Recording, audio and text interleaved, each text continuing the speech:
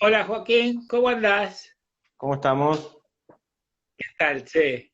Bien. Bien, sí, en esta labor, esta buena labor que el Consejo ha implementado con este tema de la pandemia, en realidad, ¿no? Sí, la verdad que esta pandemia terminó siendo una gran oportunidad para que se ofrezcan muchísimas opciones de capacitación y bueno, la verdad es que en este sentido la Comisión de Nobles del Consejo ha tomado la posta armando estos ciclos que son por demás interesantes. Sí, y yo debo agradecer muy especialmente al Consejo de Nobles y bueno, y a vos en especial por permitirme compartir este espacio, en realidad, ¿no? Sí, yo, bueno, también obviamente que agradezco a la Comisión de Nobles que nos permite, bueno, me invitó a hablar de este tema. Y bueno, vos, Miguel, ya lo hemos hablado por privado, pero también ahora aprovecho la oportunidad, te agradezco en público por tener la amabilidad y la generosidad de acompañarme en esta charla. Es un tema muy interesante el que vamos a abordar porque hay muchos juristas eh, en nuestro país y en nuestra provincia que han escrito sobre el tema. ¿Eh? Es decir, eh, vamos a intentar esbozar un poco y rememorar un poco lo que ellos han profundizado. ¿Eh? Sí, Eh, sí, nosotros no inventamos nada, pero bueno, eh, hemos leído bastante del tema y bueno, intentaremos acercar acá a la gente que nos está viendo a un panorama general de cómo está, bueno, cómo se reguló el tema y cómo está la situación actualmente con toda esta. Incluso hubo hace poco una resolución de la IGJ que en Ciudad de Buenos Aires impone esta obligación a cierto conjunto inmobiliario a adecuarse y bueno, está un tema que está ahí muy candente. sí, y muy preocupados, eh, yo diría todo el marco de operadores jurídicos y las partes intervinientes dentro de los conjuntos inmobiliarios. Es decir, no solamente eh, los escribanos que han analizado profundamente el tema, lo hemos visto, ya Marcelo de Oz de hace tiempo planteaba el tema, uno de los últimos artículos de Marta Linares, de Silvia Massincioni, que de alguna manera lo han trabajado, inclusive muchos de ellos han participado en las jornadas nacionales de derecho civil que trató ese tema. ¿Eh? Sí, Eh, que muchos juristas de la provincia de Mendoza, ¿no? Se ve que es un tema que Mendoza está ahí con mucha fuerza, tratándose, batiéndose. Y bueno, esta cuestión de que a pesar de que ya hay un artículo, un derecho real específicamente previsto para estas situaciones, eh, en la práctica aparentemente siguen creándose conjuntos inmobiliarios a la vieja usanza. Ahora un poco vamos a hablar de esto, pero bueno, ahí también eso me sorprendió que Mendoza estaba ahí, el tema muy en boga.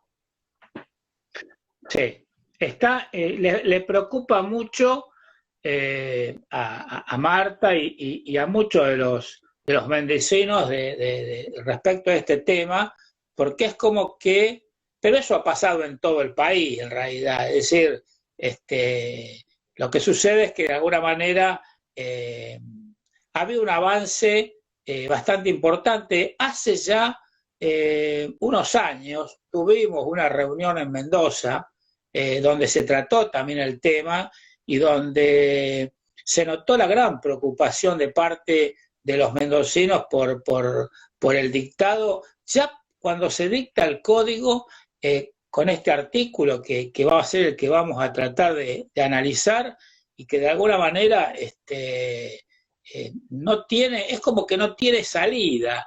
Entonces, por ahí nos vamos a preguntar los dos y todos los que a lo mejor nos pueden estar escuchando, si realmente podemos avanzar así o si tenemos que esperar una determinada directiva, ¿no?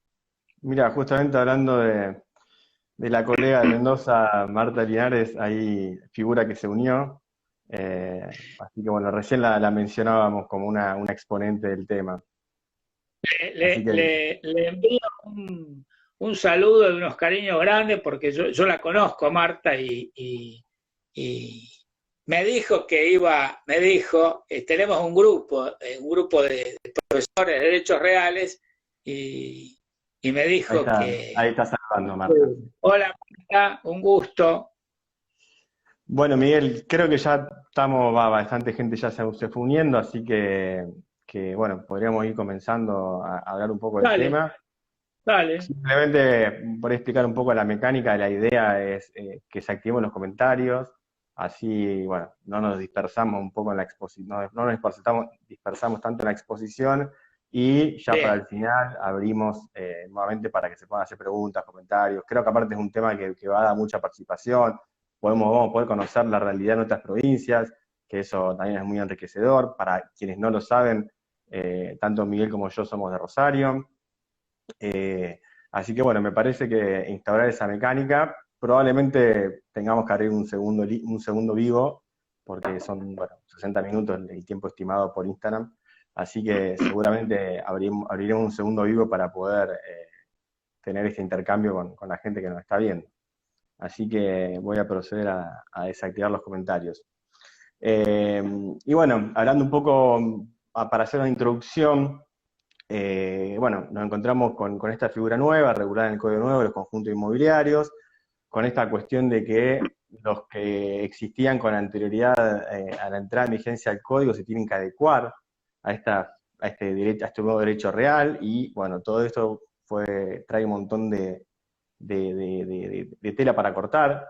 Pero bueno, la conclusión un poco que fui sacando a medida que fui leyendo y viendo exposiciones de colegas y demás es que es un verdadero desafío para los escribanos esta tarea de trabajar, de ser los protagonistas en cómo llevar adelante esta adecuación.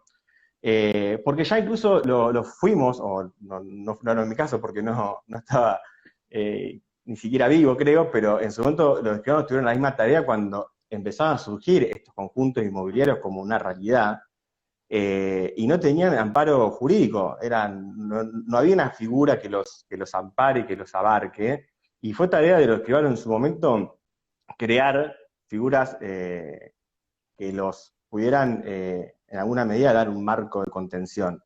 Ahí leí un artículo del escribano del Castillo que él nos contaba que los primeros conjuntos inmobiliarios surgen en provincia de Buenos Aires, en Tortugas, un grupo de amigos compartían una afición por ahí por los caballos, por la actividad hípica. Entonces estos comienzan a comprar quintas y lotes que estaban cercas, y construyen espacios comunes como las canchas de polo, las caballerizas, las piletas, el clubhouse.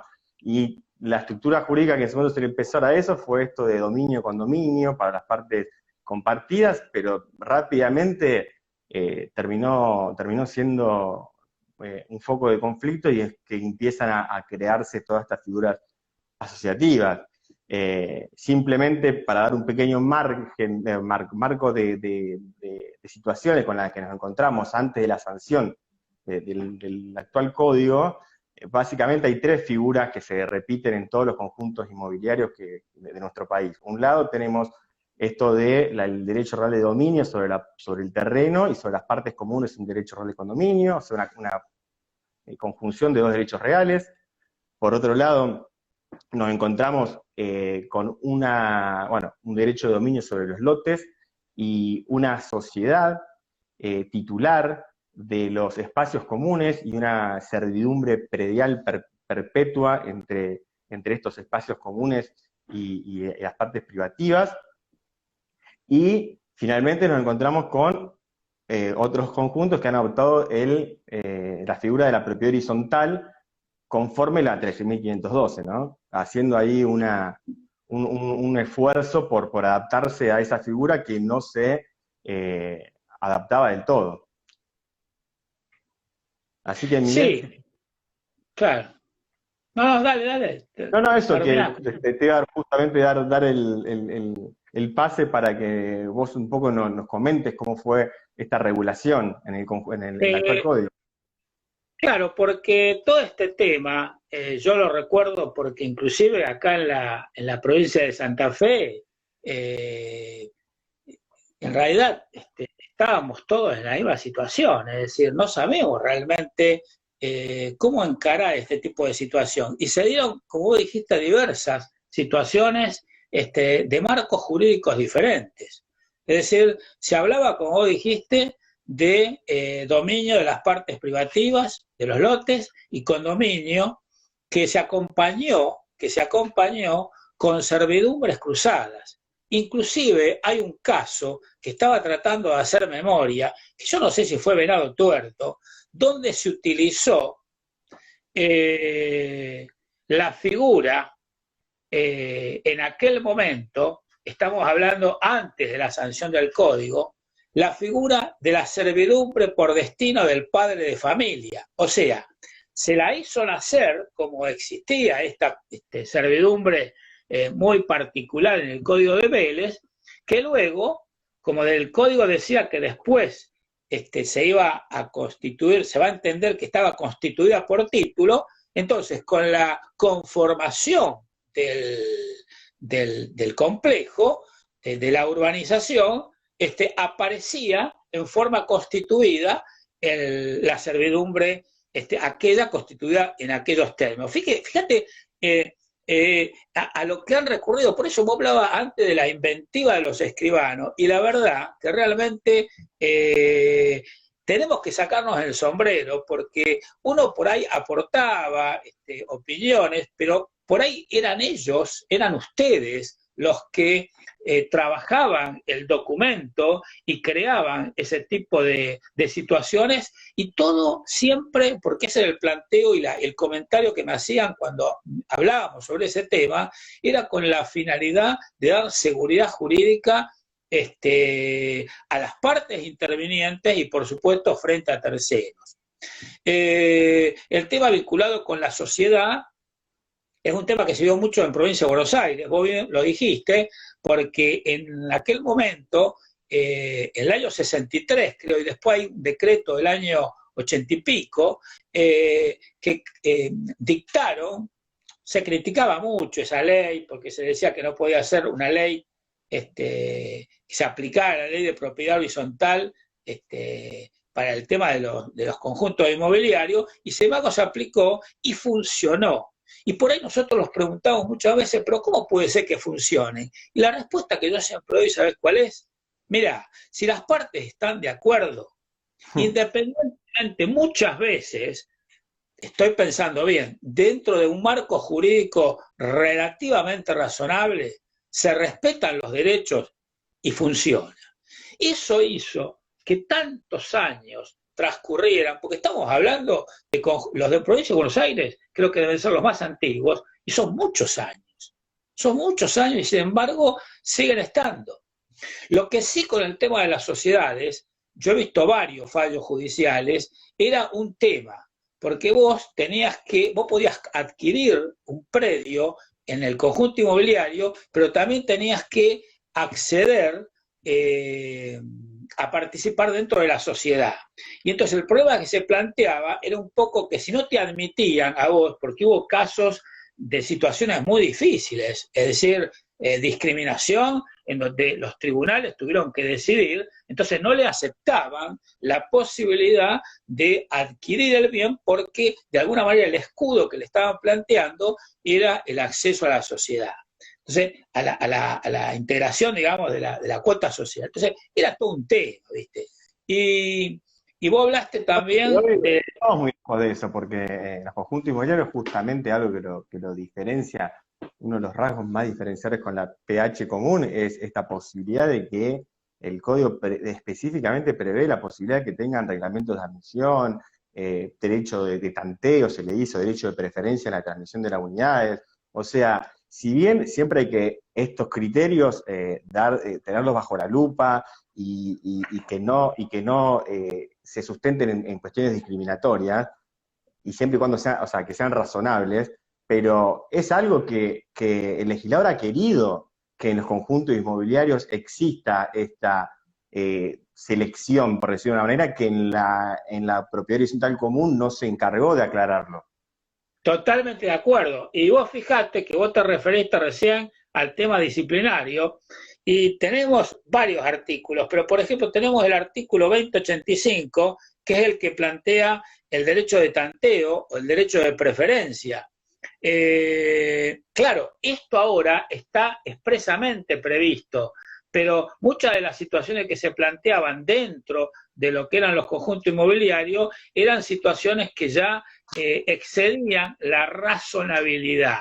Por ejemplo, cuando el 2086 ahora habla de sanciones y dice ante conductas graves o reiteradas de los titulares de las unidades funcionales violatorias del reglamento de propiedad horizontal, el consorcio de propietarios puede aplicar las sanciones previstas en ese instrumento. Siempre nosotros hemos dicho, y también hay fallos que tuvieron que intervenir porque no fue así, se excedían en cuanto a la aplicación de sanciones, porque las sanciones dentro del complejo no puede violar o no puede ser violatoria del principio constitucional de la inviolabilidad del derecho de propiedad. O sea que no les permitían, por determinadas sanciones que se le aplicaban, llegar a su vivienda. Entonces, a ella rondaba, inclusive conocí hace tiempo un fallo donde creo que era la sociedad, dijimos antes que la sociedad planteaba todo un tema de restricción. La sociedad era la propietaria de una unidad privativa, pero qué casualidad, la unidad privativa en el plano era muy grande, y ¿sabés qué era? Era el espacio recreativo porque era la cancha de golf. Entonces, en el tema del conjunto inmobiliario, hay que hacer una lectura a la inversa de lo que pasa en la propiedad horizontal. En la propiedad horizontal, lo principal es la unidad privativa y, de alguna manera, lo accesorio son las partes comunes. Acá, en el conjunto inmobiliario, uno cuando pretende acceder a un conjunto inmobiliario, inclusive aquellos barrios privados que tienen, por ejemplo, un espejo de agua, como sucede en Puerto Roldán creo que es Puerto Roldán, justamente, Puerto Roldán, sí. Uno adquiere o pretende adquirir una propiedad porque le interesa disfrutar de ese espejo. Entonces, las partes comunes empiezan a tener una mayor relevancia, Y vos fijate que no es casual, otro de los artículos que también resultan muy importantes, que es el 2076, cuando habla de cosas y partes necesariamente comunes. Esto tiene que ver justamente y tiene vinculación con lo que yo comenté recién. Establece concretamente cuáles son las partes necesariamente comunes. Es decir, no podría de ninguna manera tenerse como parte privativa, quizás a lo mejor, un lugar que puede ser de carácter, o sea, destinado a deporte o a recreación. Tal cual, tal cual. ¿Querés que comencemos un poco a dar un marco de tendría que ser el conjunto para avanzar un poco porque ya empazamos a hablar y a intercambiar y este tema que da para tanto, pero todavía no nos adentramos un poco en el desarrollo del tema. Es que, como vos dijiste, es un tema que atrapa y a mí que, por supuesto, me gusta charlar y me gusta hablar sobre temas, seguramente se nos van a ir los minutos volando, ¿no es cierto? Pero bueno, respecto de este tema, hubo proyectos legislativos, en el 98, por ejemplo, que daba la opción de que se constituyan como derechos reales o propiedad horizontal. También la ley de urbanizaciones privadas especiales hablaba de dominio exclusivo sobre las parcelas, persona jurídica como titular de los bienes comunes, y constitución de una servidumbre perpetua predial para relacionar ambos sectores.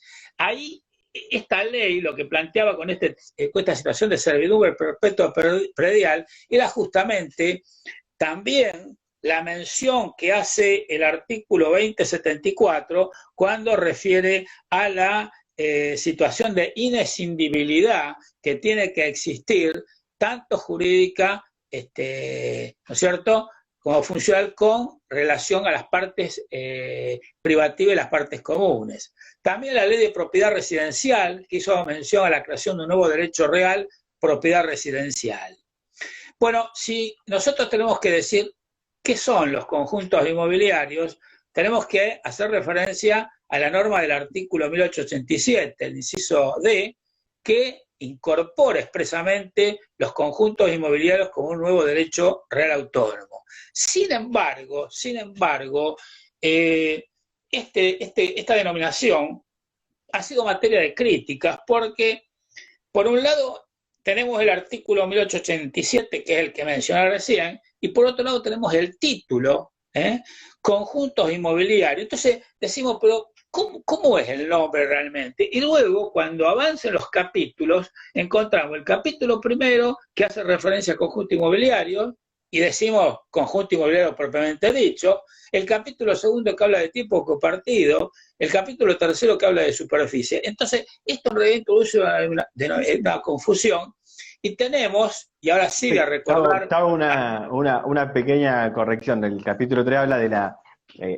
¿cómo se llama?, de cementerio privado. Pero justamente el punto es que el conjunto inmobiliario, pero el conjunto inmobiliario, el punto acá es que tendría que ser el error de técnica legislativa es llamar con el mismo nombre al género y a la especie. O sea, ¿para qué llamamos conjunto inmobiliario, el grupo conjunto inmobiliario, y cuando hablamos del primer vendrá a ser derecho de ese conjunto, lo volvemos a llamar igual? Y eso induce a confusión.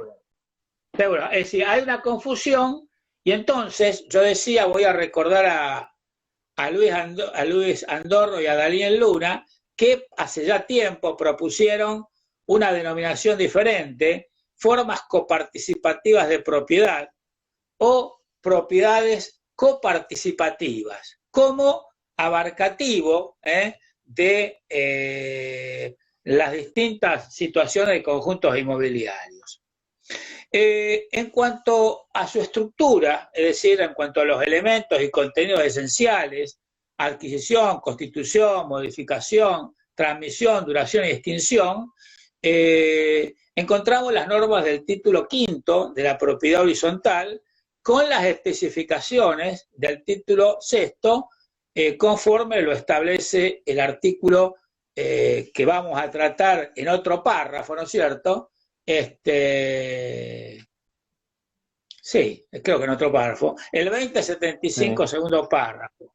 En cuanto a los aspectos reglamentarios, obviamente tenemos el reglamento de propiedad horizontal especial y sus reglamentos internos. Ahí tenemos...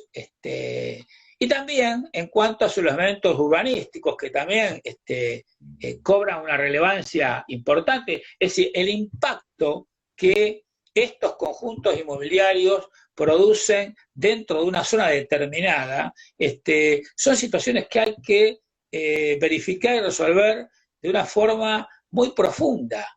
Es decir, porque, a ver, lo que ha sucedido acá en la zona de Funes, por ejemplo, teníamos campos que primero eran campos ganaderos, después resultaron ser campos dedicados a la agricultura, y de golpe y porrazo vos te encontrás con innumerables cantidades de lotes con la necesidad de innumerables servicios, con lo cual implica, en el caso puntual de Funes, una ciudad chica, donde en realidad era utilizada por las casas de fin de semana.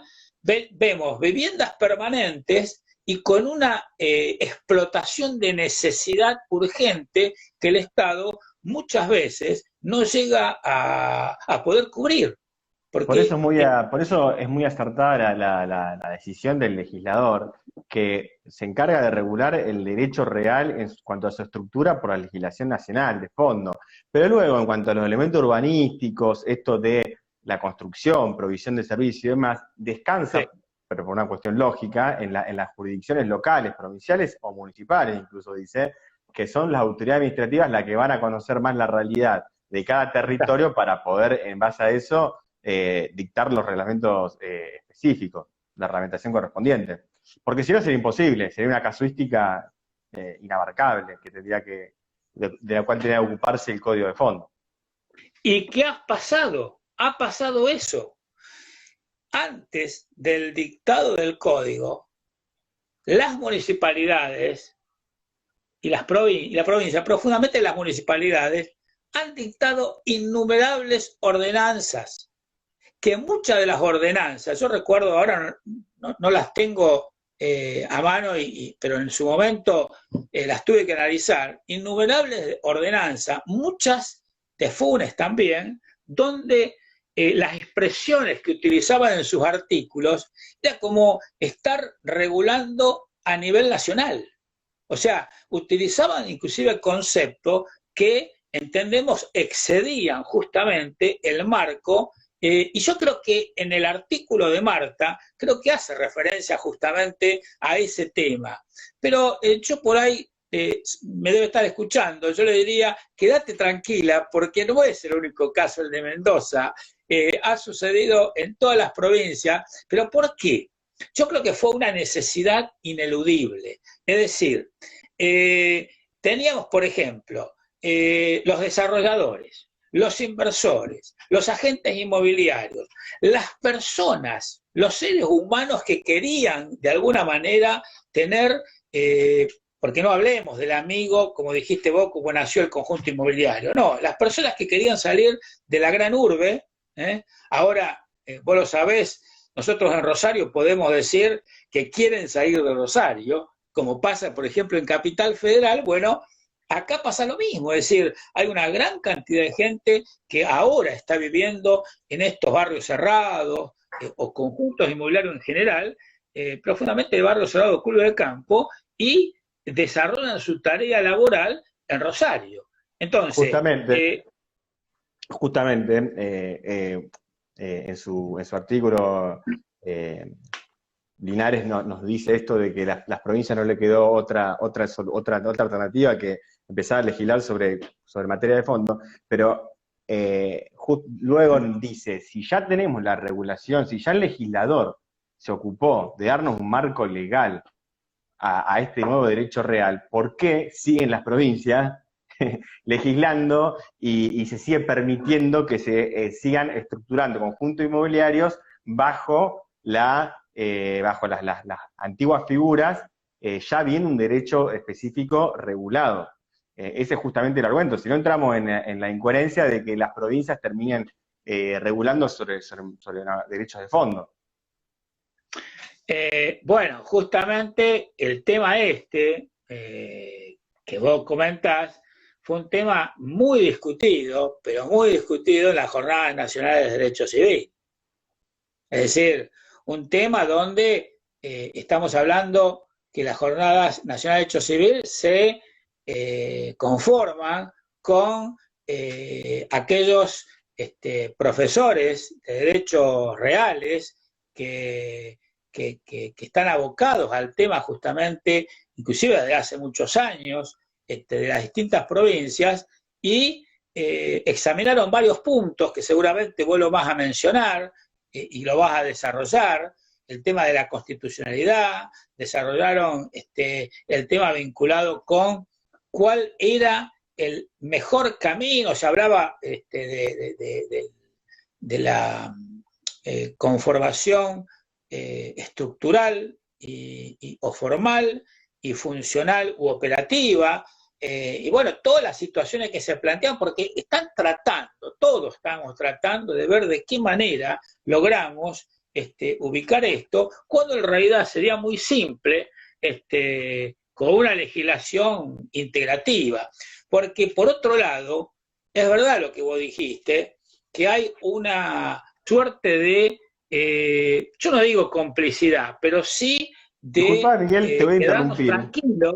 Te voy a interrumpir un segundo, porque nosotros estamos dando por hecho de que acá hay muchos colegas y que ya están en completa sintonía con el tema, pero toda esta discusión que ya estamos medio entrando en tema y nosotros empezando a debatir, viene a colación de que si bien el Código Nuevo incorporó este nuevo derecho real, que vos recién nos Dale, explicaste bien, sí. el marco legal, la cuestión es que en el párrafo tercero, este 2075 famoso, tan polémico, impone la obligación a todos los conjuntos inmobiliarios que preexistentes, o sea, que existan con anterioridad al código, y que estén organizados o estructurados bajo una conjunción de derechos reales y personales, esto de sociedad, titular de las partes comunes y derechos de dominio por otro lado, o la misma sociedad como dueña del todo, y cada titular dueño de una acción de sociedad. Bueno, a esa realidad jurídica, a esa estructura jurídica, el código le pone la obligación de adecuarse, de que se tengan que adecuar a este nuevo derecho real. Entonces esto es lo que trae todo este debate que vos ya nos estabas adelantando en la Jornada Nacional de Derecho Civil, y que, bueno, vamos a hablar mucho más en profundidad de esto, pero me parecía bueno hacer la aclaración porque por ahí ya empezamos a debatir esto y por ahí no habíamos aclarado de dónde venía el tema. Lo que pasa es que uno, viste, hace ya bastante tiempo, a lo mejor quizás yo más que vos, pero que uno está mirando esto. Y entonces hay veces, y eso me pasa inclusive muchas veces en las clases, que yo doy por sentado determinadas cosas cuando en realidad necesito arrancar más que continuar. Sí, bueno, un poco hablando, por ejemplo, del concepto de conjunto inmobiliario, el artículo 2073, que lo caratura como concepto, no conceptúa nada. Hace simplemente una enumeración no taxativa de las distintas modalidades del conjunto inmobiliario. Habla de los clubes de campo, barrios cerrados o privados, parques industriales, empresariales o náuticos, o cualquier otro emprendimiento urbanístico independientemente del destino de vivienda permanente, temporal, laboral, comercial, empresarial que tenga. Y de ahí que yo he hecho un listado, más o menos, que esto lo ha planteado inclusive Marcelo de Oz en sus escritos. Por ejemplo, él hablaba de distintos proyectos habitacionales y de vivienda, proyectos que armonizan la vivienda y el esparcimiento, clubes de campo, clubes náuticos, clubes de chacras o countries de chacras. O sea, vos te imaginás hablar de un country de chacra, de un club de chacra, es hablar de extensiones y extensiones y extensiones, que también eso implica, y ya lo vamos a ver, no me quiero adelantar, pero por ahí esto está todo relacionado, Joaquín. Vamos a ver qué difícil que se hace cuando hay muchas personas que se tienen que poner de acuerdo, muchas veces nosotros hablamos de la propiedad horizontal y decimos, uy, hay que tratar de hacer una asamblea, pero no comparecen todos. ¿Cuántos departamentos son? No, son 20 departamentos. Y no se ponen de acuerdo 20 personas. Vos te imaginás en un club de chacra la parte económica, es decir, lo que implica todo un tema vinculado, lo vamos a ver con la adecuación. Bueno, se hablaba entonces también de proyectos referidos a intereses productivos, por ejemplo, los parques industriales, proyectos comerciales, los temas de los centros de compras o shopping. Sin ir más lejos, acá en Funes, en el aeropuerto de Fiestos de Rosario, tenemos un centro de compra. Es decir, que es permanente, es decir, el oxígeno y lo que ha planteado el tema de los centros de compra y de los shopping ahora es impresionante y de alguna manera yo te diría que en ese aspecto estamos a la vanguardia y a la par de cualquier shopping de otros países.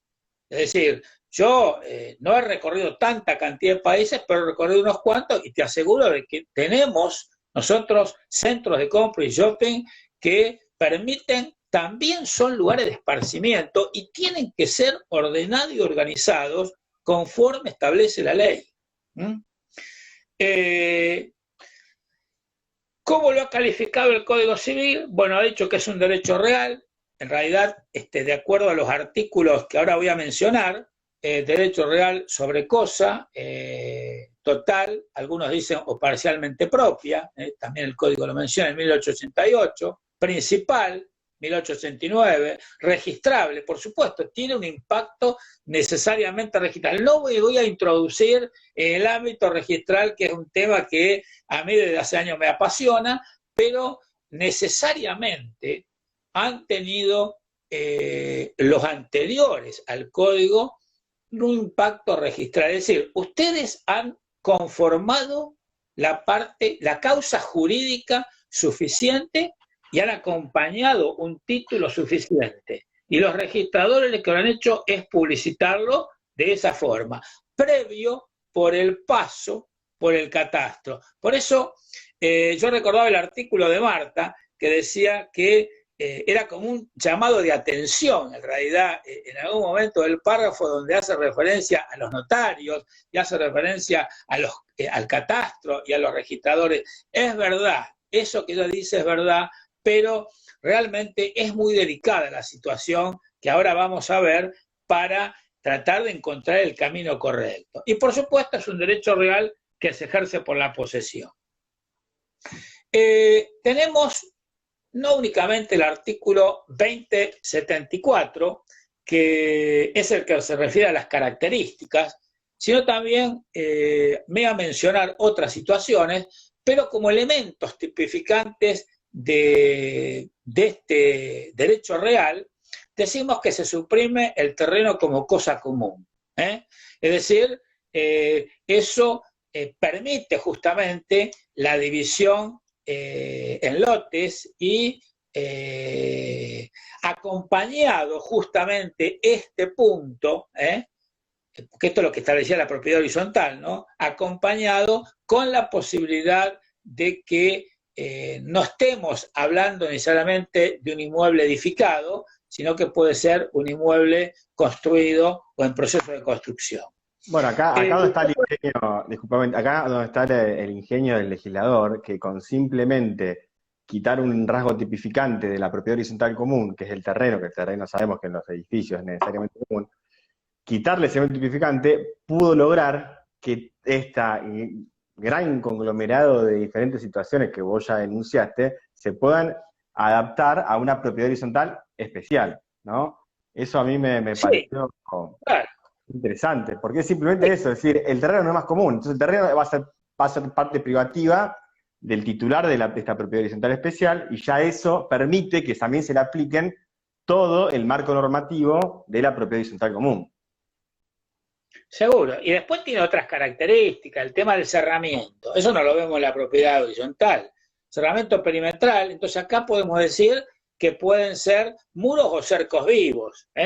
Por ejemplo, el barrio privado, que acá en Funes, que es el barrio privado, yo diría, más grande, y el primero, o por lo menos uno de los primeros, creo que es el primero que se construyó, Kentucky, encontramos un cerramiento con cercos vivos, por supuesto con una altura determinada, etcétera, etcétera, que fue sometido, fíjate vos, antes hablábamos, dijimos 3 opciones, yo le agregaría otra más, que es un intermedio, a la horizontalidad, o sea que la situación del Kentucky estaría dentro de una de las posibilidades, no lo voy a decir ahora porque si no me estaría adelantando, estaría dentro de una de las posibilidades que analizaban los juristas cuando planteaban cuándo era necesario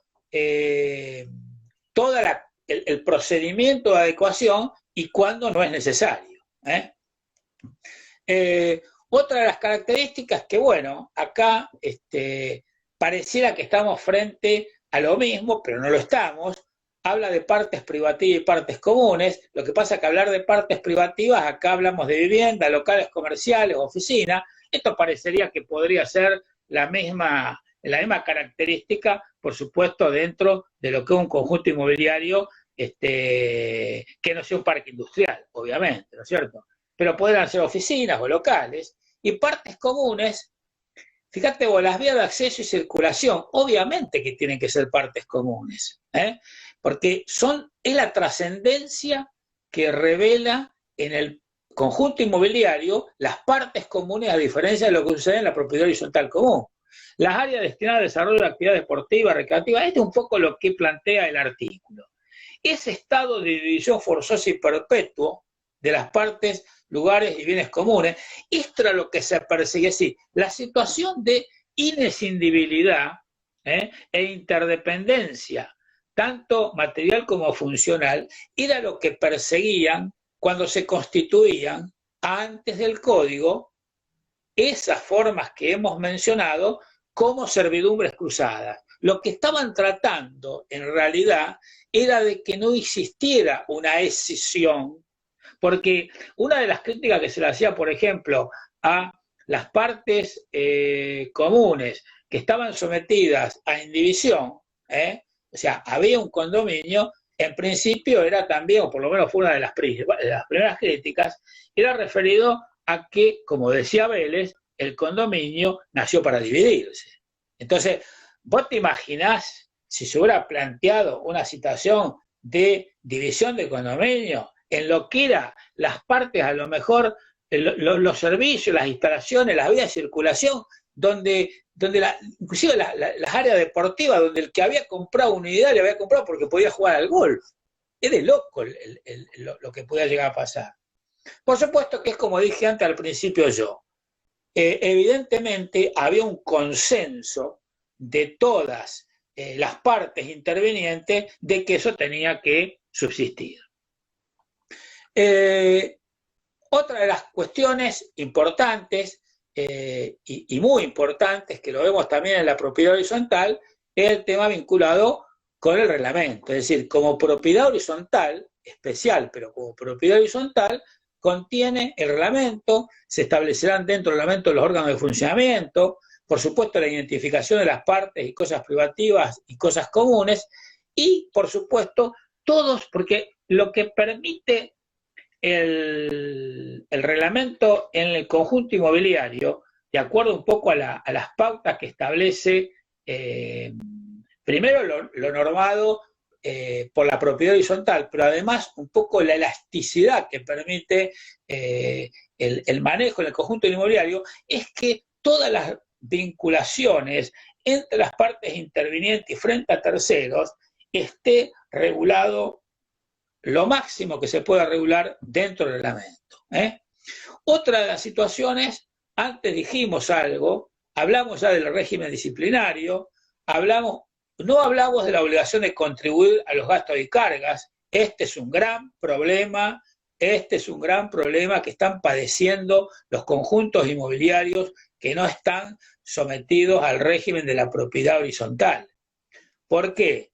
Ahora lo dice expresamente el código cuando refiere a la ejecutividad de las expensas, pero aquellos, inclusive hay fallos recientes donde le han negado la posibilidad de la vía ejecutiva, creo que es de Buenos Aires, le han negado la posibilidad de la vía ejecutiva en un reclamo por expensa porque no estaba conformado de acuerdo a la propiedad horizontal. Es decir, de parte de ese fallo parecería que habría un instar hacia el camino que plantea el 2075, sí, que es un fallo plenario del 2015 de la Cámara Nacional, que justamente hay un club de campo organizado bajo esta forma asociativa que le está pidiendo al juez reconózcame el carácter ejecutivo del crédito que yo tengo por estas expensas, a lo que este fallo plenario le dicen, no, ustedes ya tienen una figura jurídica, un instituto jurídico a la cual adecuarse y adaptarse, y en el cual si ustedes se adaptan, obviamente que van a tener la posibilidad de darle a ese crédito por expensa el carácter ejecutivo. Nosotros sabemos, bueno, que las expensas es un título ejecutivo, es un título privilegiado, o sea, como crédito tiene todos los beneficios posibles, Entonces, lo que dijo la Cámara en ese fallo fue, ¿ustedes quieren acogerse a los beneficios que tiene el crédito por expensas? Bueno, adécuense a la figura que el código ya previó y no intenten beneficiarse de una figura que encima tiene carácter, como es privilegiado, tiene carácter restrictivo, excepcional. Entonces, la Cámara dice, nosotros no podemos darle extensivamente este carácter a todos los créditos porque ustedes ya tienen la figura para ampararse y que tenga ese crédito, ese carácter ejecutivo y privilegiado.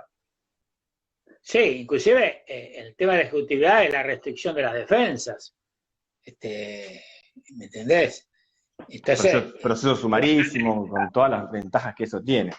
Bueno, esto justamente es una de las ventajas que nos marca Marta Linares, la estamos mencionando mucho hoy, pero bueno, la verdad que su artículo es uno de los más completos que hay al respecto, en el que ella nos dice cuáles son todas las ventajas que tendría esta adecuación, ¿no?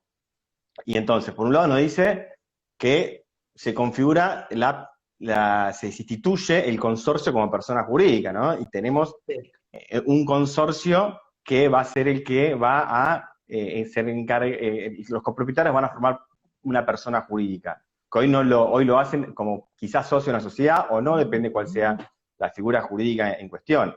Además, que otras ventajas que marca Marta es que el acceso de los reglamentos a la publicidad, ¿no?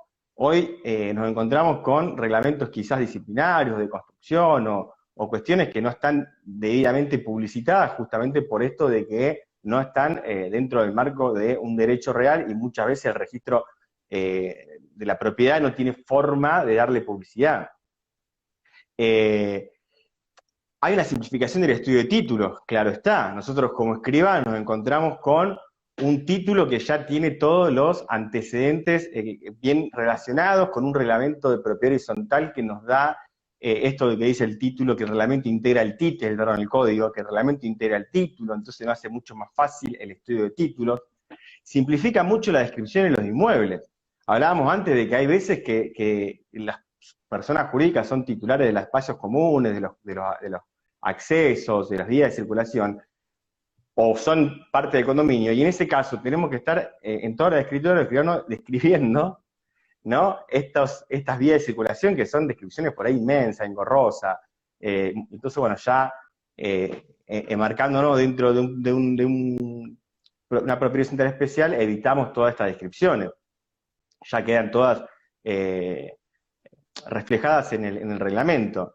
Además, bueno, lo que dijimos recién, esta certeza del carácter privilegiado y de título ejecutivo del crédito por expensas, que hay una mayor transparencia de los regímenes de administración, disciplinario, de construcciones, de convivencia, de invitados, todo esto que hablamos, bueno, va a estar más transparente, más con la posibilidad de ser conocido por todos, y además, que no es menor, da una seguridad, una previsión ante un conflicto judicial. Porque si nosotros estamos dentro de un derecho real que tiene una estructura marcada por el derecho de fondo, nosotros podemos prever, saber cuáles van a ser las reglas del juego si nos involucramos en un conflicto judicial.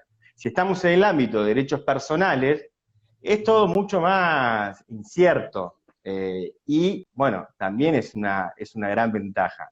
Por eso, y esto también de que da mayor seguridad jurídica es uno de los argumentos a favor de los que dicen que sí, que todos se tienen que adecuar, porque cuando surge esta obligación de la adecuación, empiezan argumentos a favor y argumentos en contra. Unos dicen sí, es obligatorio adecuarse, otros dicen que no, y tenemos muchos argumentos que en realidad son, vamos un poco a contarlos por arriba, pero son siempre las dos caras de la misma moneda. Los que por un lado te dicen, hablan del aspecto constitucional, que te dicen que el artículo, la obligación de adecuación viola el derecho de propiedad, consagrado en el artículo 17 de la Constitución Nacional, por esto de que ya afecta a situaciones jurídicas consolidadas, patrimonialmente ya incorporadas. Los que están a favor dicen, acá no se afecta ninguna constitución, ni ningún derecho adquirido. Es más, el derecho no estoy tocando, sino que simplemente, esto lo explicaba muy bien Marcelo de Oz en una charla que dio ahí en el Instagram de Notarios Latinos, dice, yo no estoy pidiendo que no te estoy tocando nada, siempre estoy pidiendo que ese derecho que ya tenés se adecue,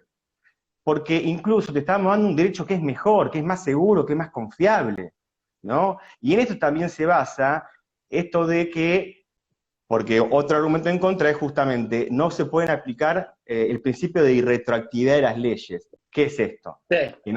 Que no podemos aplicar una ley nueva a situaciones jurídicas que ya están consolidadas, ¿no? Entonces dice, no, la restrictividad de la ley justamente se justifica cuando predomina el interés general, ¿sí? O cuando estamos mejorando el derecho de la persona, ¿sí? También tenemos por otro lado otro que te dicen, bueno, esto vos también lo sabrás mejor que yo, pero hace varios años que ya es reconocido como consumidor el adquirente de una unidad funcional, sea en edificios. Entonces, ¿por qué? Porque hay desarrollos inmobiliarios estructurados como empresas, entonces el adquirente de eso, por más que esté comprando un producto muy caro, es equiparado como un consumidor. Entonces te dicen, bueno, no podemos al consumidor, al adquirente, ahora imponerle un montón de costos y gastos extras que va a tener esta obligación de adecuación, porque va a tener muchos gastos de planimetría, aranceles y demás. Y lo que están a favor de la adecuación te dicen, no, justamente esto es conveniente para el consumidor, ¿sí? Se hizo un esfuerzo para legislar un nuevo derecho real porque consideramos que la estructura de conjunto inmobiliario como propiedad horizontal es mejor para el consumidor, porque encima con esto tenemos más claridad con un montón de cuestiones que antes eran oscuras, ¿sí? Esto de administradores por ahí permanentes, votos de oro, votos privilegiados en las asambleas, ¿no? Entonces, todo esto a favor. Y si en el fondo el problema es arancelario o impositivo, bueno, entonces lo inconstitucional es eso, es los costos que tiene eso y no la obligación de adecuación. Tendrá que haber una política legislativa que acompañe este proceso de adecuación, ¿sí? Sí, sí, inclusive vos hablaste del artículo 7 y es muy claro el párrafo segundo del artículo 7. Las leyes no tienen efecto retroactivo, sean o no de orden público, excepto disposición en contrario. Tenemos una norma expresamente que lo está disponiendo, que es el 2075. Entonces, en lo personal, yo creo que no hay violación constitucional. Inclusive las jornadas nacionales dieron dos opiniones que decían casi lo mismo. Una decía que no era simplemente, una necesariamente y otra simplemente inconstitucional, con lo cual no es inconstitucional. Sí, lo que tenemos que analizar, no sé cuánto tiempo, ya veo que nos extendemos y estamos esta mañana hablando, pero... porque estamos próximos a terminar, cortaremos este primer vivo. Cortalo y seguimos. Dale. Sí, tenemos, vos querías 2 minutos más. Y... No. Lo que habría que analizar, yo decía, porque todavía no empezamos a analizar en profundidad el artículo, sino que hablamos sobre la estructura y tiramos algunas cosas, yo creo que es realmente dónde está realmente el impedimento para que no se produzca la adecuación. Y otra de las cosas, porque aquí sí tienen los autores a unas distintas opiniones, ¿dónde estaría o dónde se aplicaría esta adecuación? ¿Se aplicaría a los conjuntos inmobiliarios cualquiera sea los derechos personales o reales que se han constituido o únicamente respecto a derechos personales? Porque acordate, vos lo vas a comentar a eso, la IGJ habla de derechos personales porque habla de sociedad. Miguel, dejaste los puntos suspensivos en el próximo capítulo para que cortemos acá. Dale. Apenas me permita el Instagram, abrimos el nuevo vivo, ahí dejamos a la gente expectante, ahí la gente como queriendo saber qué va a pasar. Bueno, ahora continuamos. Hecho. Bueno, viste que aprendí. Aprendimos Todas los estas dos. cosas, Aprendimos los dos. Este es mi primer vivo también en Instagram. Así que, todas, no, para mí también, te digo que tuve que, este tema de la pandemia, debo reconocer que para mí fue muy productivo, porque empecé a tener Facebook, Instagram, Twitter, todo lo que salió y lo estoy practicando de alguna manera y me tiene muy entusiasmado esto en realidad, porque acompañás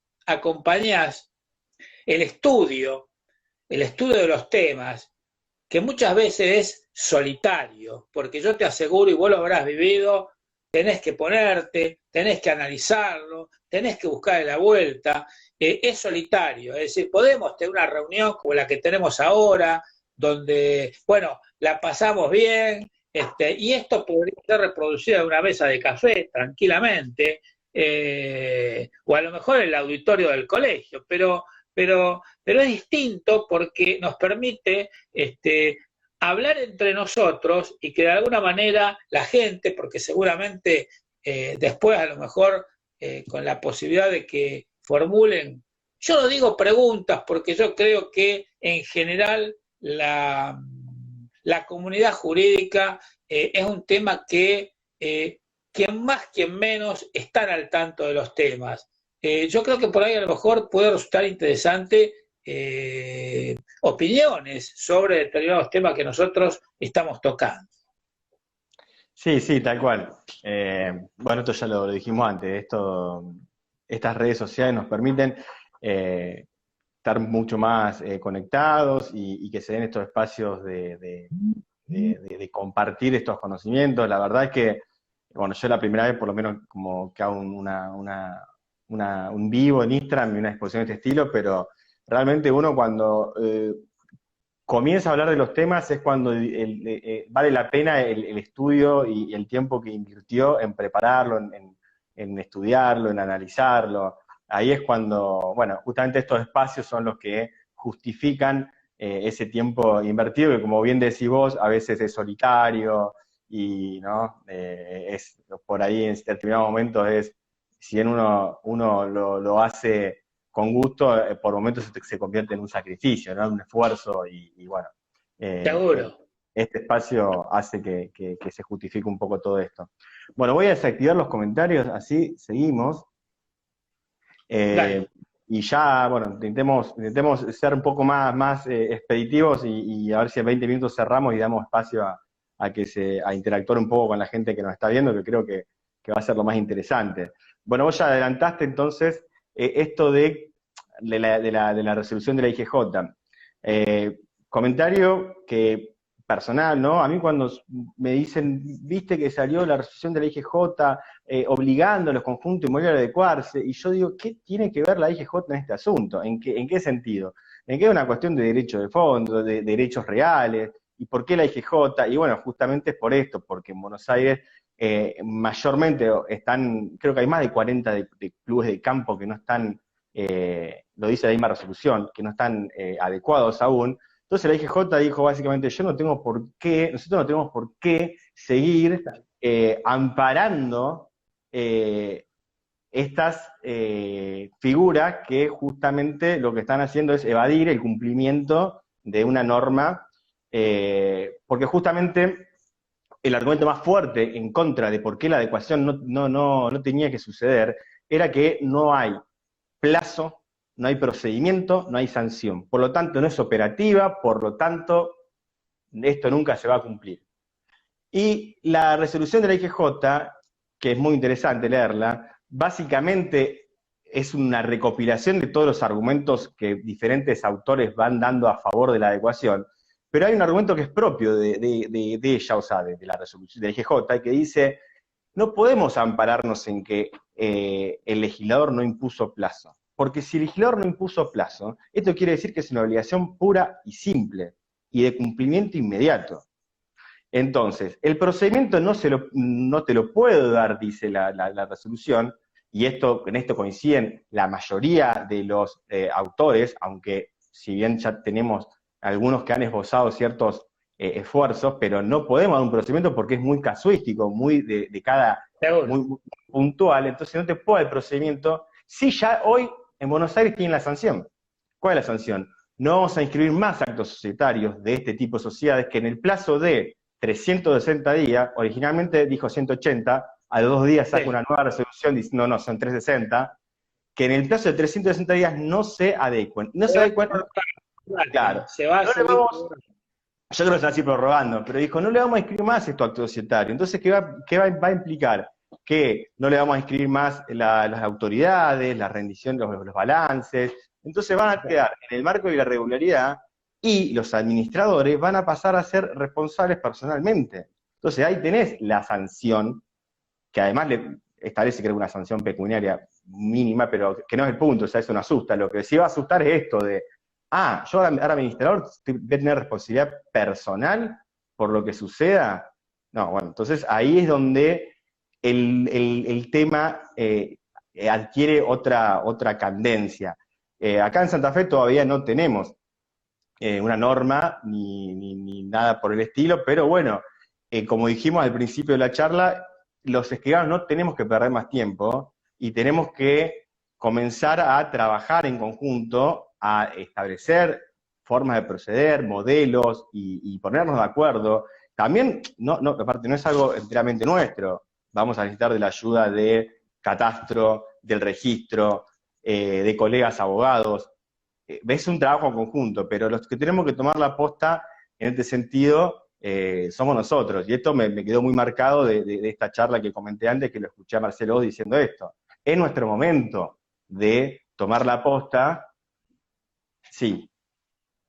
No, está bien, estoy de acuerdo con vos. Inclusive se habla, y después las jornadas nacionales hicieron mención justamente a este tema del tipo de adecuación y cuál sería la forma de adecuación más beneficiosa o más permisible, y entonces se hablaba de adecuación formal o estructural o adecuación funcional u operativa.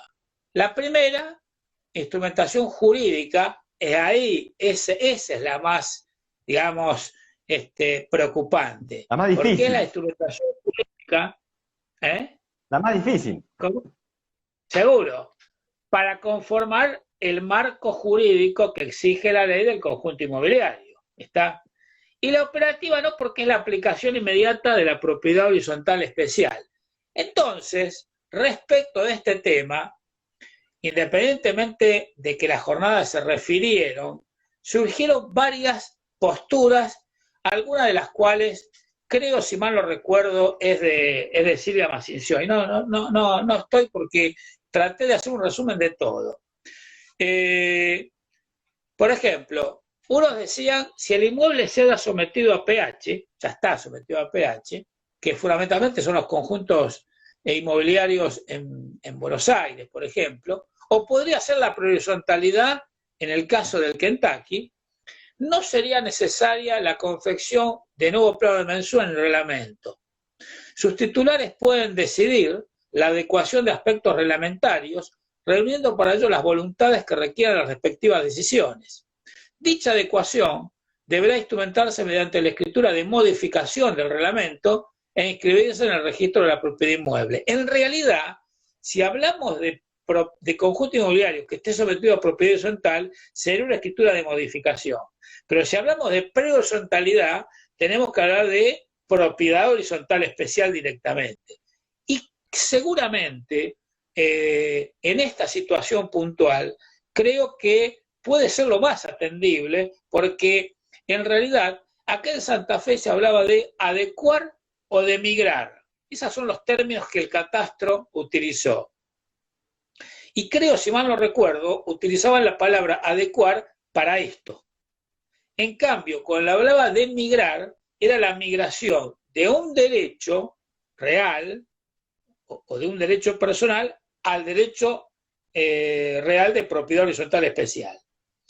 Claro, otra porque posibilidad... lo que vos, déjame, acoto algo, porque en realidad nosotros lo que es necesario por ahí remarcar que lo que el código obliga a la adecuación es aquellos conjuntos inmobiliarios que estén estructurados bajo la forma mixta de derechos personales y derechos reales.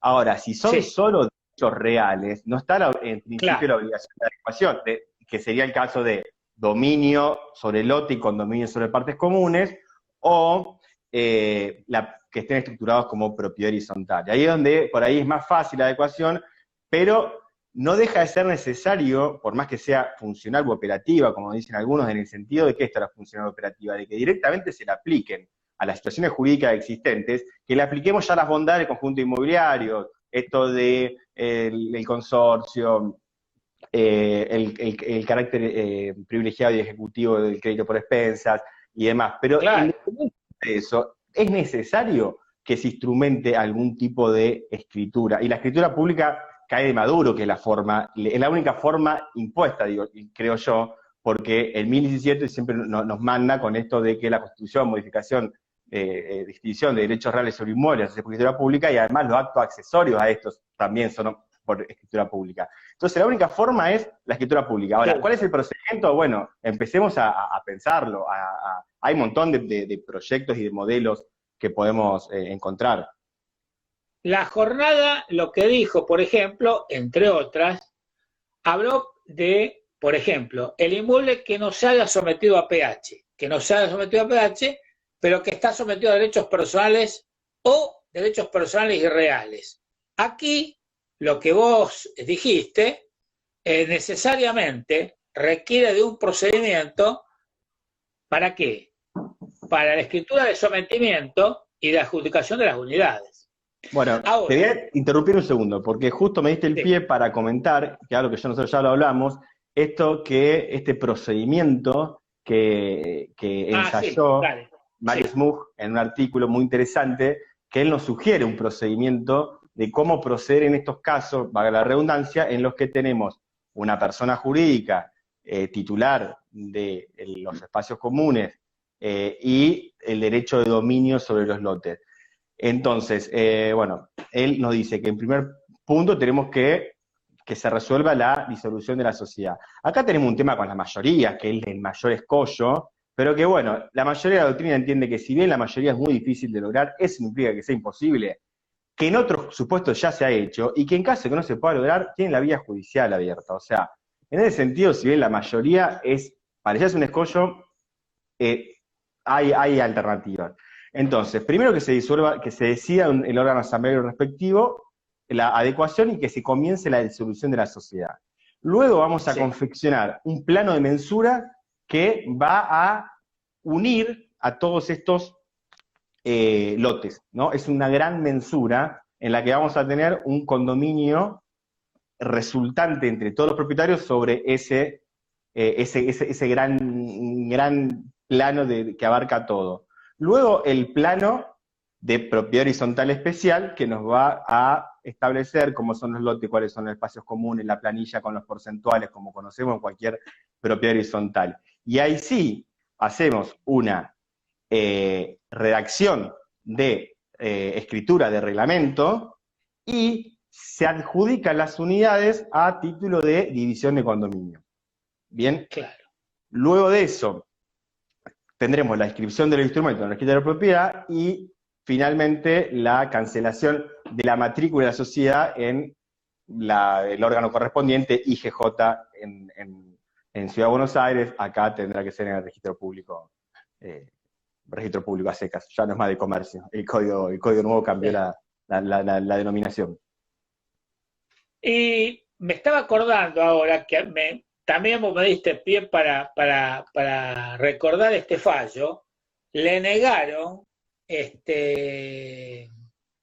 era un tema donde yo creo que el banco, no me acuerdo qué banco fue, le negó la constitución de un derecho real de hipoteca porque el predio del conjunto inmobiliario no estaba sometido a la propiedad horizontal especial.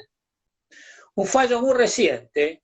Fíjate vos cómo, a ver, porque este es el análisis que por ahí a lo mejor los que están escuchándonos, y a mí me pasaría lo mismo, trataría de escuchar o de que nosotros lo digamos de alguna manera. O sea, ¿cómo sin perjuicio, como bien vos lo dijiste, el código artículo 2075 no establece ni plazo, no establece procedimiento y no establece sanción.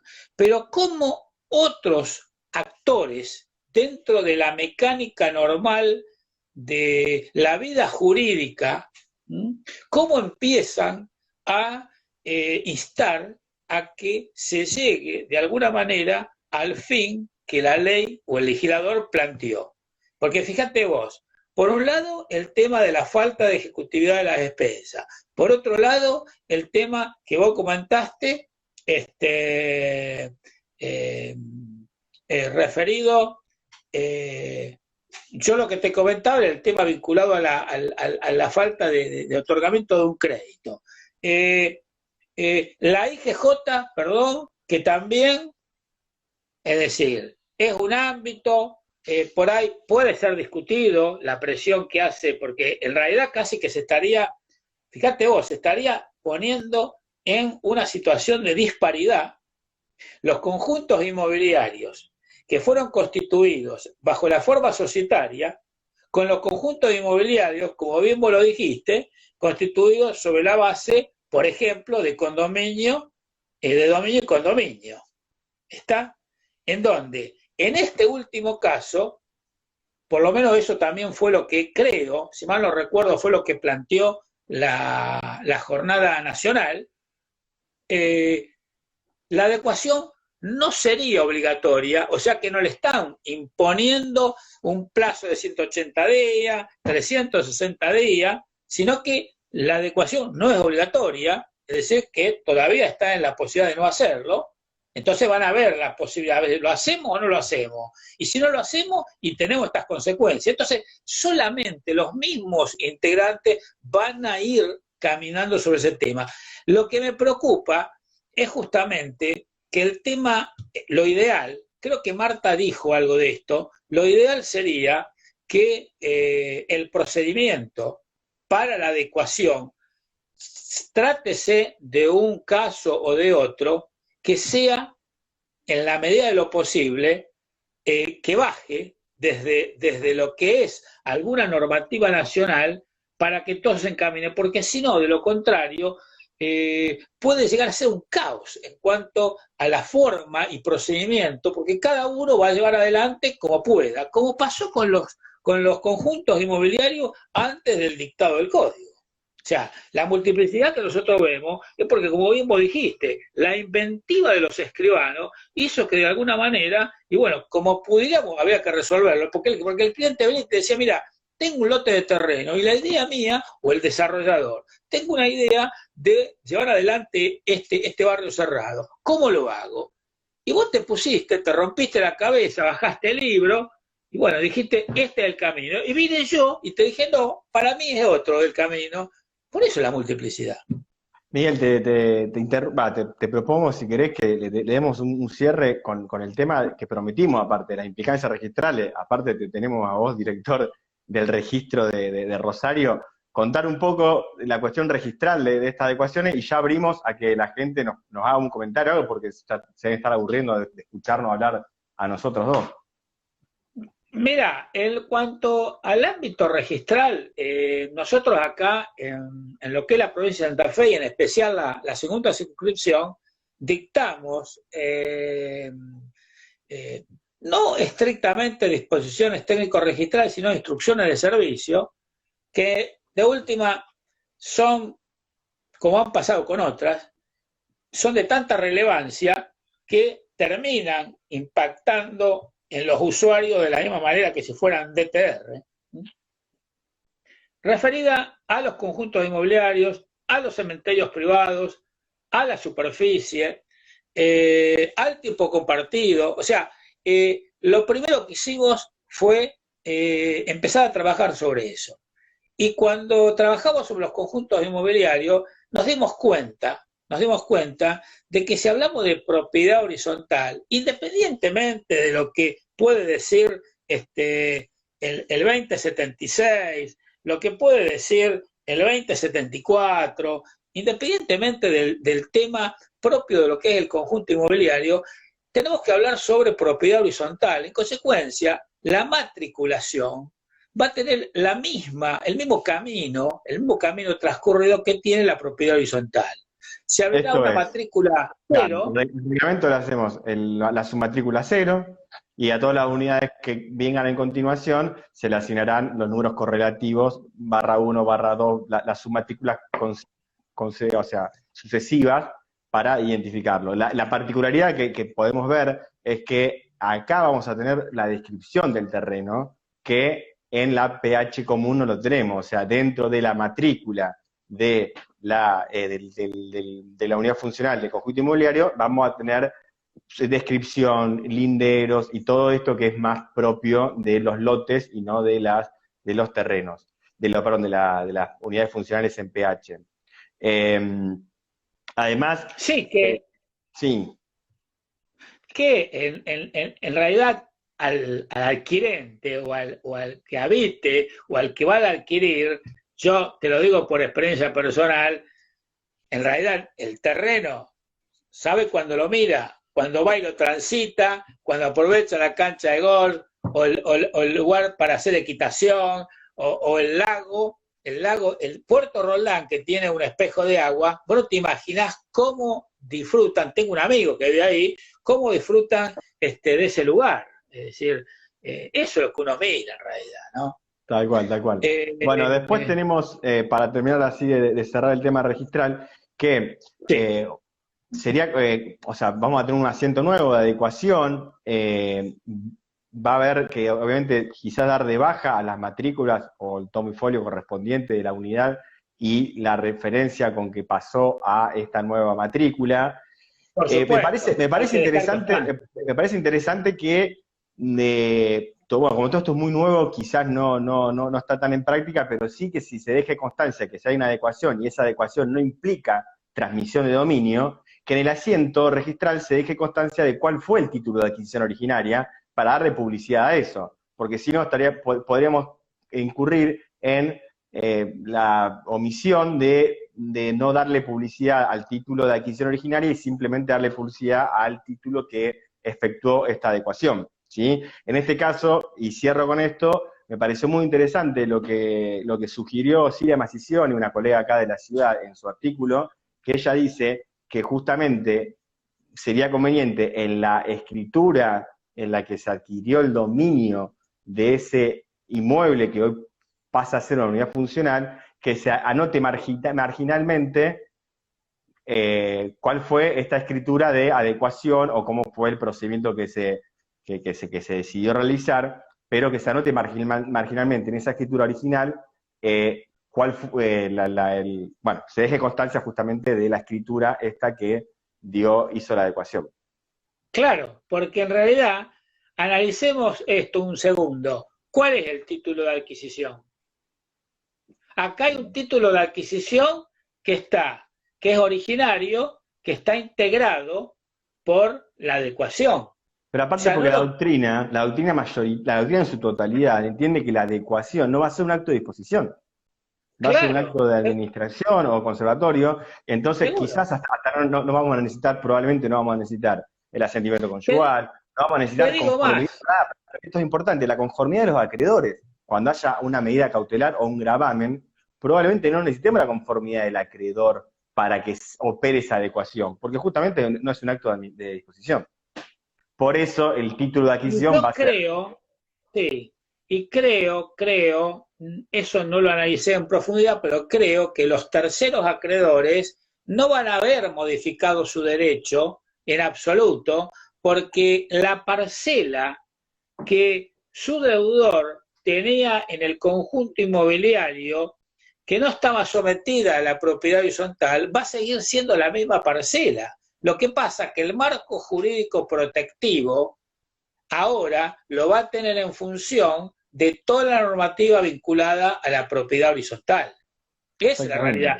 Y respecto de lo que vos decías, de que hay que dejar... Incluso lo puede llegar a beneficiar, porque le está dando un derecho más perfecto, más completo que lo que tenía antes, ¿no? Ahora es parte de un conjunto inmobiliario.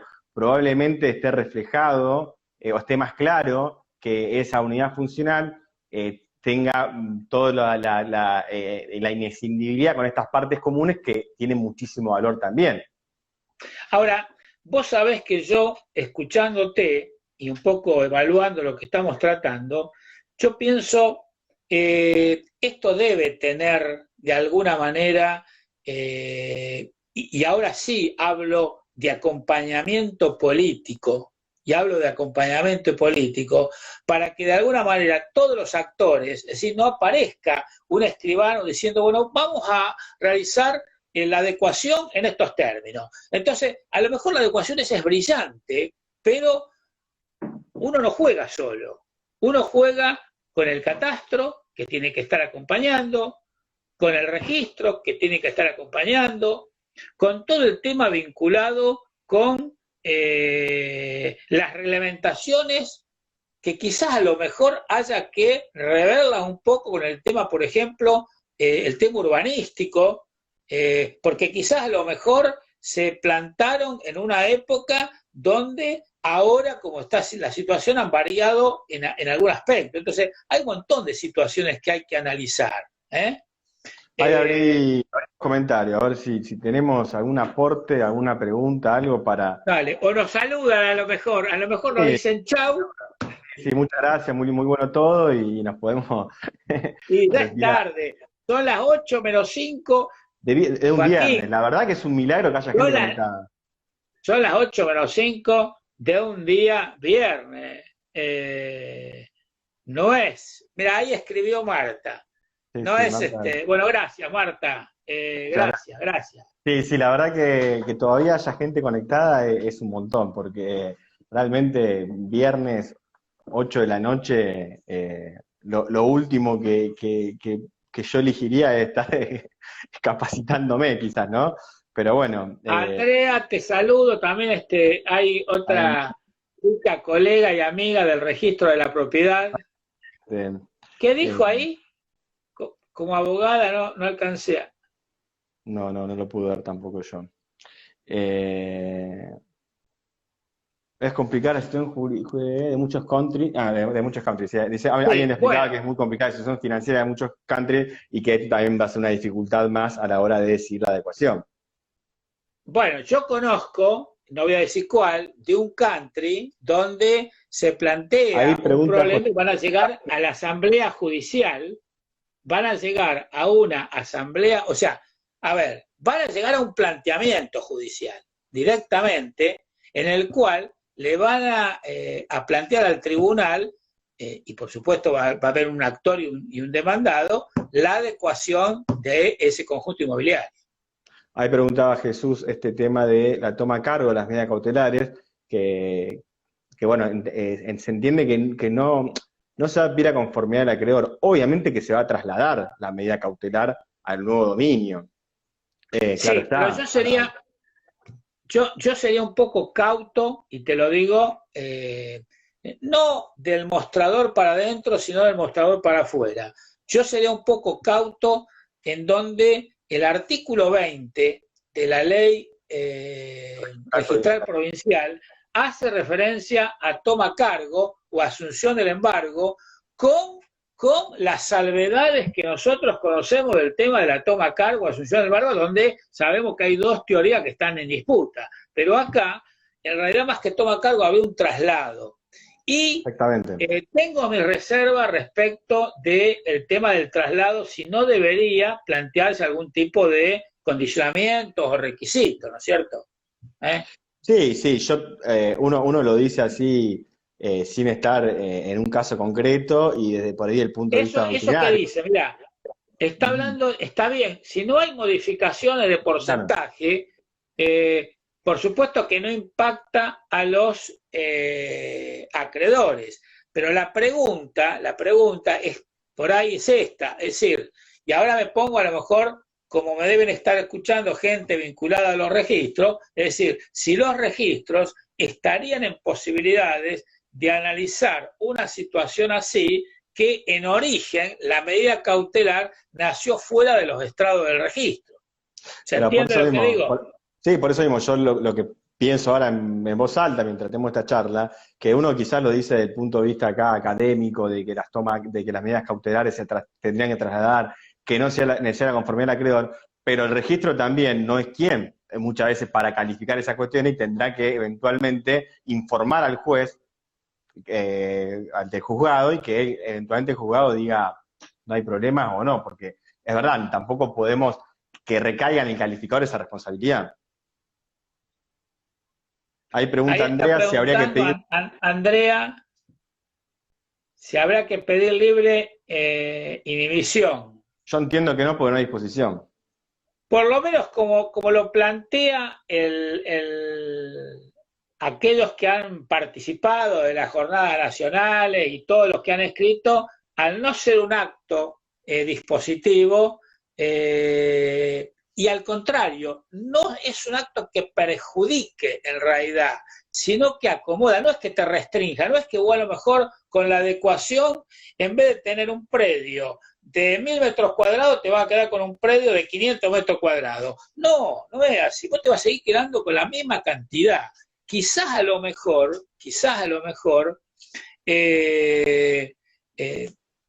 no sé si un noticiamiento, pero sí algún tipo de mención en el asiento registral para que los terceros tomen conocimiento de esa variación, ¿no es cierto? Porque acordate, vos lo dijiste y yo lo dije también, vamos a tener una matrícula, ¿cierto?, nueva, que referida justamente al sometimiento vinculado a la adecuación, ¿no? Bueno, ahí nos aporta que en provincia de Buenos Aires hay 15 countries sin escritura durante 15 años, hay countries, perdón, sin escritura durante 15 años porque no aprueban los planos. Bueno, esto es la cuestión de que venimos, de que ya dijimos varias veces que esto es un trabajo conjunto. Tiene que estar catastro, registro acompañando, porque como bien dijiste vos, Miguel, por más que se junten los mejores escribanos de la Argentina y entre ellos se pongan de acuerdo en hacer una escritura de adecuación, si no catastro no te aprueba el plano o el registro no te lo inscribe, nada tiene sentido. Bueno, lo que dice Marta, sí, totalmente de acuerdo.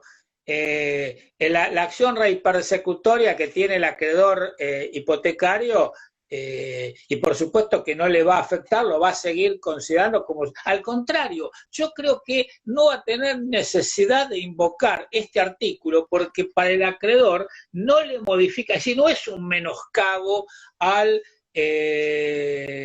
derecho real que él tiene constituido a su favor. Tal cual, sí, incluso ya lo dijimos, que o por lo menos en lo que a mí respecta, para mí es un mejor derecho, lo beneficia al acreedor porque hace que el objeto de la garantía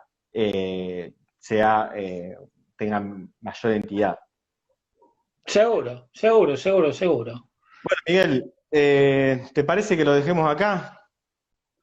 La pasé. ¿Qué dice? El procedimiento de educación es por escritura pública. Sin dudas, eso ya lo dijimos por el día 17. Totalmente de acuerdo, sí. Nos manda inevitablemente, es más, es la única formalidad que tenemos impuesta en un procedimiento de adecuación, es esta, la escritura pública, por esto de que el inciso A nos marca la Constitución, modificación y extinción de derechos reales, y el inciso C nos dice todos los actos accesorios que se hagan por escritura pública. O sea, no hay forma de omitir esta forma, valga la redundancia, legal impuesta de la escritura pública. Te digo más, aún en una demanda judicial donde se resolviera la adecuación, el tribunal lo que va a hacer es como, por ejemplo, una sentencia en el juicio de escrituración, va a ordenar llevar adelante, conformar, instrumentar la escritura pública correspondiente. Porque estamos hablando, además, a ver, a lo mejor, no, yo por lo menos no he sido claro, estamos hablando de sometimiento al régimen de la propiedad horizontal especial. O sea, la adecuación en realidad es transformar eso, que no sabemos qué es, porque es una mezcolanza, en propiedad horizontal. Necesariamente requiere de la escritura pública. Exactamente. Bueno, Miguel, muchísimas gracias una vez más por acompañarme. La verdad gracias a vos. La verdad es que Gracias el a tiempo vos. se pasó volando, ya hace 1 hora y media que estamos acá y en ningún momento, por lo menos en lo que a mí respecta, y espero que a la gente tampoco, se hizo tedioso ni pesado, tuvimos una linda charla, una charla amena, pudimos intercambiar opiniones y bueno, compartir un poco todo lo que leímos y bueno, exponer a por ahí, bueno, nos nombramos incluso a los autores que hemos leído para poder estudiar este tema en profundidad. Y fíjate vos que no es casualidad, pero yo creo que, fíjate lo que dice, a ver, Mira, no es sometimiento, es hacer la aplicación a las normas de la claro, PH. Es más simple que someter, claro, porque justamente es está adecuar. bien, Adecuar no es, justamente lo dicen muchos, que adecuar es adaptar, no es transformar.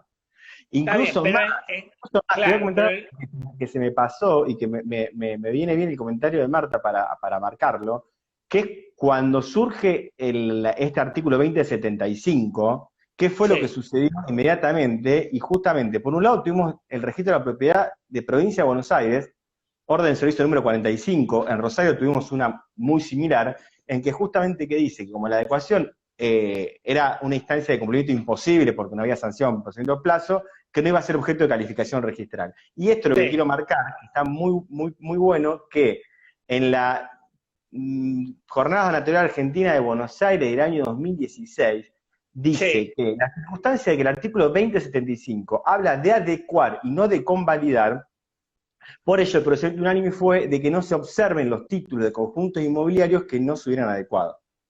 O sea, Esa fue, esa fue en realidad la, la, el fundamento que muchos registros, entre ellos el registro acá en Santa Fe, tomamos ese rumbo, inclusive la reunión nacional de directores fue también en ese mismo rumbo. O sí, la sea, del 2015 hubo del Rosario. hubo una recomendación, una recomendación. Bueno, yo te iba a decir lo siguiente, ¿sabés por qué hemos estado tanto tiempo hablando? Por dos motivos. Una porque nos apasiona el tema y otra porque nos gusta charlar. Eso es lo que pasa. Es difícil, a mí me es difícil muchas veces, que me gusta hablar, encontrar otra persona con la cual puedo hablar tanto y que se nos pase el tiempo de la manera que se nos ha pasado. Pero realmente yo Sí, lo incluso disfruté, yo lo disfruté. nos ha sucedido en las charlas previas para ponernos de acuerdo en cómo íbamos a tratar el tema, que ya comenzamos a debatir en esas charlas privadas y bueno, evidentemente también se reflejó acá. Así que bueno, nuevamente muchas gracias a la Comisión de Nobles por la invitación, gracias Miguel Sí. Un abrazo a Agustín, sí, Agustín Barbarach ahí que que nos está está felicitando. saludando, Sí, sí, varios, y varios, gracias a la Comisión varios, de Nobles. Sí, sí, sí, sí, varios, por varios colegas. supuesto. Está la Comisión de Nobles de Rosario a pleno, ahí están todos comentando Ah, y mirá vos. acompañando. Así que bueno. Bueno, muchas gracias a todos Bueno, por estar y bueno, hasta la próxima. dale. Gracias y hasta luego. Hasta luego.